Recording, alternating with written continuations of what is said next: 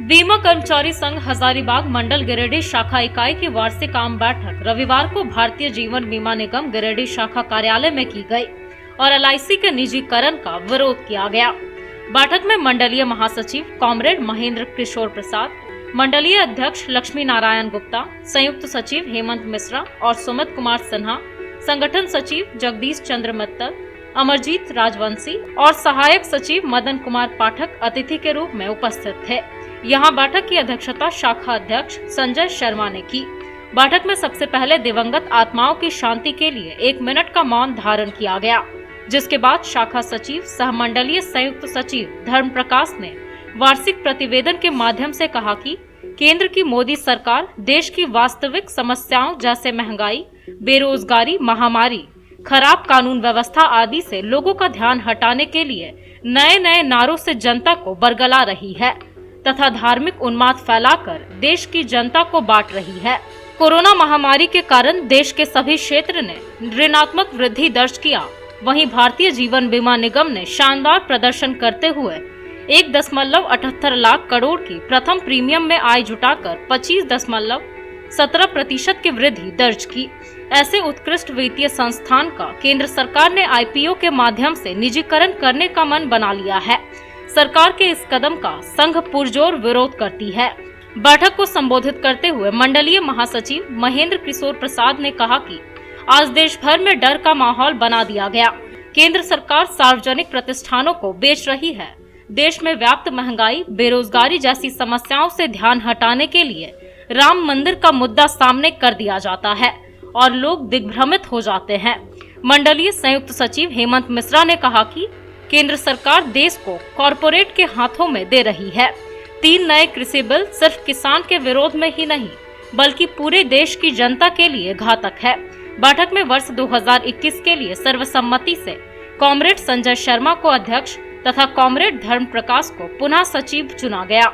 संहिता सरकार और डेनियल मरांडी को उपाध्यक्ष, विजय कुमार, राजेश कुमार उपाध्याय, अनुराग मुर्मू और श्वेता को संयुक्त सचिव तो उमानाथ झा, सुनील कुमार वर्मा और दीपक कुमार पासवान को संगठन सचिव मनोनीत किया गया। इसी तरह श्वेता कुमारी को कोषाध्यक्ष तथा अभय कुमार को सह कोषाध्यक्ष चुना गया। बैठक में विजय कुमार, अनुराग मुर्मू, राजेश कुमार उपाध्याय, संहिता सरकार, डेनियल मरांडी, उमानाथ झा, कुमकुम बाला वर्मा, विनय कुमार, श्वेता, अंजलि श्वेता, सबा परवीन, अंशु कुमारी सिंघानिया, श्वेता कुमारी, अनिल कुमार वर्मा, दीपक कुमार पासवान सहित सभी सदस्य मौजूद रहे।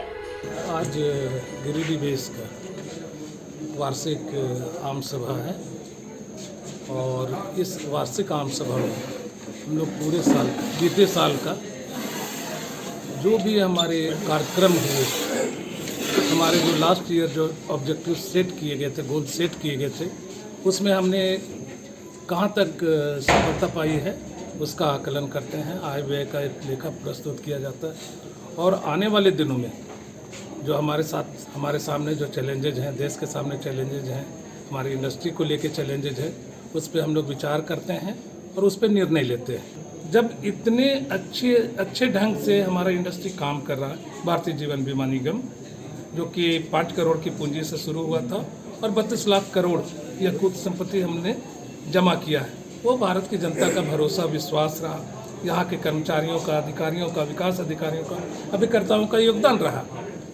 और ऐसी परिस्थिति में भी यदि सरकार इसका निजीकरण करना चाहती है तो मात्र एक ही कारण है कि उनके जो अपने लोग हैं, सो कॉल्ड जो उनके अपने लोग हैं, बीजेपी के जो अपने लोग हैं, प्रधानमंत्री के अपने लोग हैं, गृह मंत्री के जो अपने लोग हैं, उनको मात्र फायदा पहुंचाने के लिए ये आईपीओ एलआईसी में लाया जा रहा है, जिसका कि हम सख्त विरोध कर रहे हैं।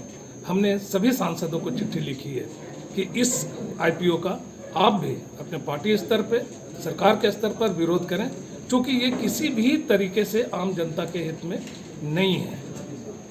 मैं उदाहरण के साथ इस बात को साबित करना चाहूँगा। अभी जैसे आपके गिरिडीह शहर में सदर हॉस्पिटल है, आम जनता जब जाती है सदर हॉस्पिटल, उन्हें कुछ दवाइयाँ सरकार की तरफ से मिलती है, कुछ उनको खरीदना पड़ता है।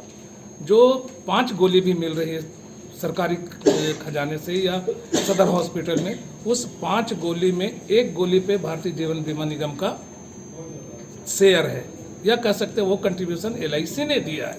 क्यों दिया है? क्योंकि हमने ये वादा किया था जब नेशनलाइजेशन हुआ था, राष्ट्रीयकरण हुआ था, कि आपका पैसा आपके विकास के लिए खर्च किया जाएगा, और हम ऐसा कर रहे हैं। हर वर्ष हम डिविडेंड के रूप में करोड़ों, पिछले ही वित्तीय वर्ष का है 2608 करोड़ हम लोगों ने डिविडेंड के रूप में दिया, 5 करोड़ की पूंजी के एवज में। सोच लीजिए कितने परसेंटेज में ये जाता है।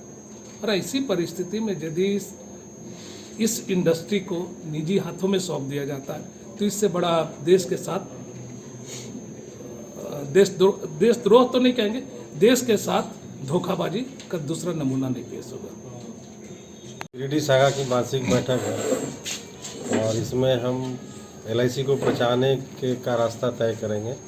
साथ में देश में जो अविवेक का माहौल है, देश में जो मुख्य मुद्दों को छोड़ के भावनात्मक मुद्दे उछाले जाते हैं, उसके खिलाफ हमारी लड़ाई है। LIC लोगों की बचत का एक सबसे बड़ा समूह है, कंपनी है जो देश का भरोसेमंद ब्रांड है। इसका IPO निजी हाथों में देना इस देश के लोगों के भविष्य के साथ खिलवाड़ है। और जो कृषि बिल है वो तो हमारा राशन का दुकान है, APMC है, कृषि का जो सप्लाई चेन है उस पर कब्जा करने की साजिश है। अब प्याज पे और फल पे कब्जा हो चुका है और उसका नमूना आप देख रहे हैं कि गोटा प्याज खाना मुश्किल हो रहा है लोगों के लिए। तो कृषि बिल को भी हमें हराना है। और जो मजदूर लेबर लॉ चार्ट हो भारत सरकार लाई है, यह इतना असंवेदनशील और अमानवीय सरकार है कि कोरोना काल में लाखों लोग मजदूर मरते रहे, लेकिन यह मजदूर के खिलाफ कानून पास करवाती रही। किसान मरते रहे, किसान के खिलाफ कानून पास करवाती रही सरकार। और यह देश को पुनः गुलामी की ओर ले जाने की साजिश कर रही है। इसके खिलाफ आज गिरिडीह की जो बैठक होगी वार्षिक, उसमें हम लोग आंदोलन का रुख अख्तियार करेंगे। अभी 26 नवंबर को हमने देश भर में हड़ताल किया, 25 करोड़ लोग शामिल हुए उसमें। और अभी किसान आंदोलन चल रहा है, उसमें बीमा कर्मचारी संघ का समर्थन है किसान आंदोलन में। और LIC ऑफ इंडिया का जो गठन हुआ था 1956 में, देश उस समय संविधान सभा ने तय किया था, बाबा साहब ने जो संविधान दिया उसमें ये लिखा हुआ था कि देश की बचत को स्टेट कंट्रोल करेगा, केंद्र सरकार और राज्य सरकार के हाथ में देश का पैसा रहेगा, न कि निजी हाथों में। तो उस आइडियोलॉजी के खिलाफ है LIC का IPO लाना। और LIC का IPO ला के अभी एक म्यूचुअल बेनिफिट कंपनी है LIC, इसका मुनाफे का 95% हम आपके जैसे कस्टमर को, बीमा धारकों को देते हैं और 5% भारत सरकार को देते हैं। LIC अभी तक 55 लाख करोड़ रुपया भारत सरकार को दे चुकी है पिछले 64 वर्षों में।